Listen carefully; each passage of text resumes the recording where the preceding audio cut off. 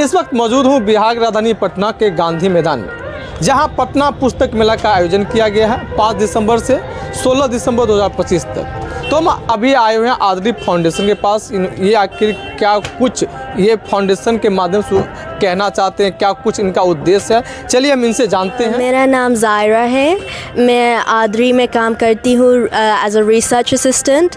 मैं लंदन से आई हूँ क्योंकि मेरा दोनों पेरेंट्स पटना से है और मुझे देना है कुछ मेरा घर को, तो ऐसे ही। तो मैं बताऊँ आदरी के बारे में? बिल्कुल बिल्कुल। तो आदरी में हम काम करते हैं रिसर्च का, इकोनॉमिक्स के ऊपर, हेल्थ के ऊपर, एनवायरनमेंट के ऊपर, और स्किल्स डेवलपमेंट ट्रेनिंग देते हैं लोगों को। सर भी बता सकते हैं और इसके बारे में। हेल्थ में आखिर हेल्थ के ऊपर क्या कुम आपके ये फाउंडेशन काम कर रही है?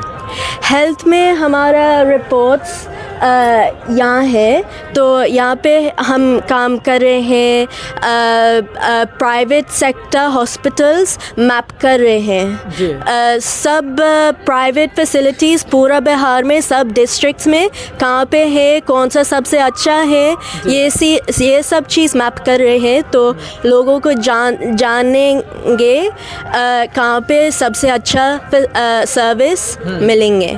जी, आपका क्या नाम हुआ? मेरा नाम संजय कुमार मिश्रा हुआ। जी, ये जानना चाहेंगे ये फाउंडेशन आखिर किस बिंदु पे काम कर रही है? ये फाउंडेशन एक्चुअली हमारे यहाँ रिसर्च का ज़्यादातर काम है, जिसमें अभी हम लोग हेल्थ पे काम कर रहे हैं, क्लाइमेट पे काम कर रहे हैं, और डिफरेंट टाइप्स ऑफ और भी प्रोजेक्ट हैं, उस पर अभी हम लोग काम कर रहे हैं। जैसे कि आप ये देख रहे हैं, ये हम लोग के यहाँ एक सिक्की आर्ट्स, मधुबनी पेंटिंग, सिलाई कढ़ाई, ये एक्चुअली है कि एक वोकेशनल ट्रेनिंग हम लोग जेसेस के थ्रू देते हैं, जिसमें कि लोग आत्मनिर्भर बन सकें।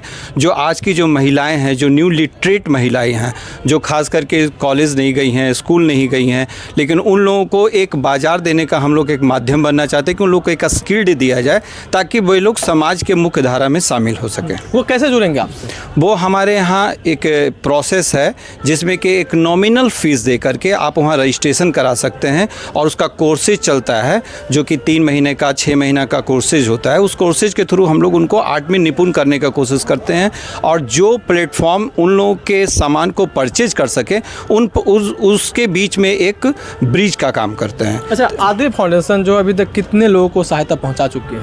इसमें तो हम अभी आपको काउंटिंग तो नहीं बता सकते हैं, लेकिन ये काउंटिंग बहुत लंबा है। कई हज़ारों में लोग यहाँ पर से ट्रेनिंग पा चुके हैं, और कई लोग अपने अपने जगह पे सेटल हो चुके हैं, अपने अपना स्वरोजगार की तरफ गए हैं। एग्जैक्ट आंकड़ा हम नहीं बताएंगे, लेकिन ये बहुत बड़ा ही आंकड़ा है। हम ये भी जानना चाहेंगे कि ग्रामीण क्षेत्रों में जी आदरी फाउंडेशन जो है कैसे मजबूत बनेगा, और उनके क्षेत्रों का विकास के लिए वो क्या करेंगे? देखिए, ग्रामीण क्षेत्रों के लिए जहाँ तक बात है, तो अभी तक हम लोग स्किल डेवलपमेंट पे जो काम कर रहे हैं वो पटना और पटना के काफ़ी डिस्ट्रिक्ट्स में है, लेकिन ग्रामीण क्षेत्रों में हम लोग हेल्थ के प्रति जागरूक कर रहे हैं लोगों को। उन लोगों को किस तरह से वो लोग एक निकटतम हॉस्पिटल तक पहुँच सकते हैं, वहाँ पर क्या क्या फैसिलिटीज़ हैं, वो हम लोग अपने रिसर्च के माध्यम से लोगों को बताने की कोशिश करते हैं। और इवन कई मीटिंग भी करते हैं हम लोग, ब्लॉक लेवल पर भी और डिस्ट्रिक्ट लेवल पर भी। वो camp mode Ayushman card season का क्या है उसमें? आयुष्मान कार्ड पर भी हम लोग के यहाँ काम हो रहा है, जिसमें हम लोग लोगों को ये जागरूक कर रहे हैं कि आप आयुष्मान कार्ड आप कैसे बनेगा, उस पर भी हम लोग हेल्प कर रहे हैं। उससे उन लोगों को क्या क्या फ़ायदा है, और कौन कौन से हॉस्पिटल में वो ईजिली जा सकते हैं, इवन उनके बगल में कौन सा हॉस्पिटल है, वो एक मैपिंग के थ्रू हम लोगों ने एक काम करना रिसर्च किया है, जिसमें कि उन लोगों को बताया जा रहा है कि आपका निकटतम हॉस्पिटल, इवन प्राइवेट जो हॉस्पिटल जो भी आयुष्मान कार्ड से जुड़ा हुआ है, वहाँ वो कैसे पहुँच सकते हैं। बिहार में आखिर कौन कौन से ज़िले में जो है आदरी फाउंडेशन का कार्यालय है? कार्यालय, मुख्य कार्यालय आपका पटना में है, लेकिन हेल्थ का हम लोग 38 डिस्ट्रिक्ट पे काम कर रहे हैं। जी, वो वहाँ से मिल जाकर संपर्क कर सकते हैं। जी जी जी। और बाकी भी अगर आपको किसी भी आदरी के बारे में और ज़्यादा जानकारी चाहिए, चूँकि ये बहुत ही पुरानी संस्था है, डॉक्टर सहवाल गुप्ता के बारे में उनको परिचय देने की ज़रूरत नहीं, वो पद्म विभूषण रह चुके हैं। तो यहाँ पर आप कभी भी आदरी के वेबसाइट पे जाएंगे तो आपको आदरी के बारे में सारी जानकारी डिटेल में, हर एक सेक्टर में, इवन हो सकता है कि कल को हम लोग कुछ और सेक्टर पर काम कर रहे हों, आज दूसरे सेक्टर पर काम कर रहे हो, तो वो सारी जानकारी से आप अपडेट हो सकते हैं। तो मिथिला पेंटिंग के बारे में आप कहे थे, तो बाकी मिथिला पेंटिंग क्या, उसमें कैसे वो आपसे जुड़ेंगे? मिथिला सिर्फ सिखाते हैं या परचेज भी? नहीं परचेज एक्चुअली हम लोग उनको स्किल्ड कर रहे हैं। जैसे जो मिथिला पेंटिंग के बारे में नहीं जान रहे हैं तो हम लोग मिथिला पेंटिंग से जो लोग स्किल्ड हैं इसमें उनके थ्रू इनको ट्रेनिंग देने का कोशिश करते हैं ताकि वो लोग उसमें निपुण हो सके। और मिथिला पेंटिंग को हम लोग को पहुंचाना है, चूँकि अब आप जान रहे हैं कि ये ग्लोबल मतलब एक ग्लोबल आकार ले रहा है। बिहार ही नहीं, इंडिया में अब धीरे धीरे करके मिथिला पेंटिंग को लोग काफ़ी अप्रिसिएट कर रहे हैं इस चीज़ को।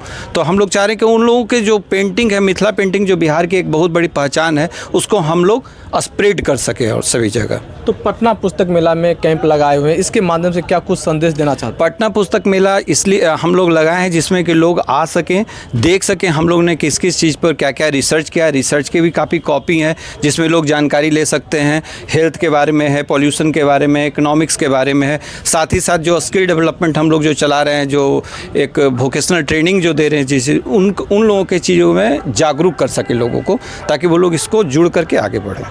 तो अभी आपने सुना कि पटना पुस्तक मेला में जो आदि फाउंडेशन है उसके माध्यम से कई तकनीक का जो है प्रशिक्षण दिया जाता है उनके साथ, जैसे मिथिला पेंटिंग हो गया, स्वास्थ्य हो गया, बेरोजगार रोजगार को लेकर ये सभी कामों पर जो है आदि फाउंडेशन काम कर रही है।